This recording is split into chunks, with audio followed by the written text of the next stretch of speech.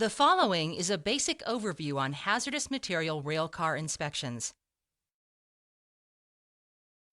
To determine that a railcar containing hazardous materials is in acceptable condition for transportation, all loaded and residue hazardous material shipments must be inspected.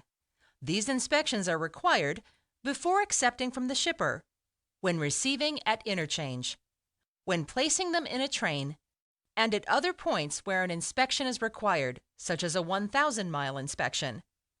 Run-through trains received at interchange may continue to the next inspection point before being inspected.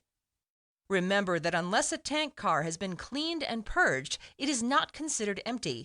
It is a residue car, and these requirements still apply. Also remember to comply with chain of custody requirements for loaded tank cars containing toxic or poison inhalation hazards, and rail cars containing more than 5,000 pounds of Class 1.1, 1.2, and 1.3 explosives or spent nuclear fuel.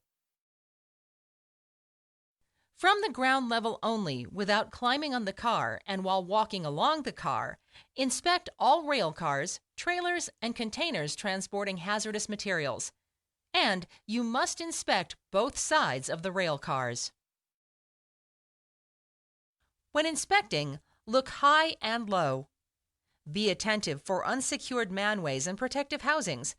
Check fittings and valve covers, and watch for signs of leaking product, such as drips, wetness, a vapor cloud, or hissing sounds. Make sure the placards match the shipping papers, and ensure placards are affixed to both ends and both sides of the rail car and are all the same.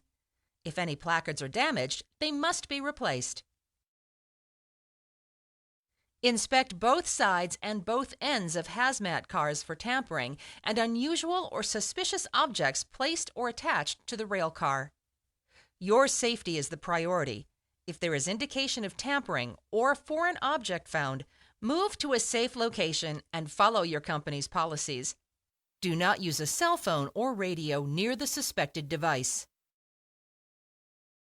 Visible plugs and caps, including bottom outlet caps, must be securely in place.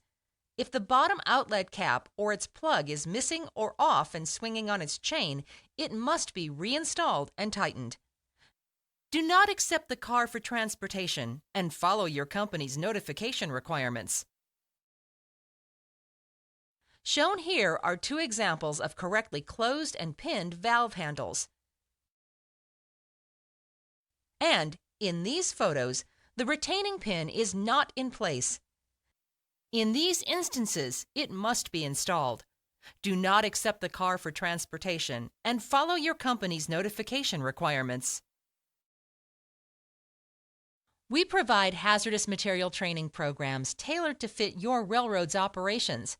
A grant from the Pipeline and Hazardous Materials Safety Administration allows us to offer these programs at your location with no cost to your organization.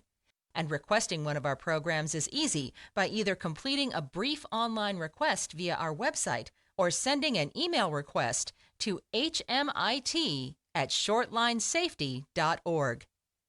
Thank you for taking the time to learn more about this safety topic.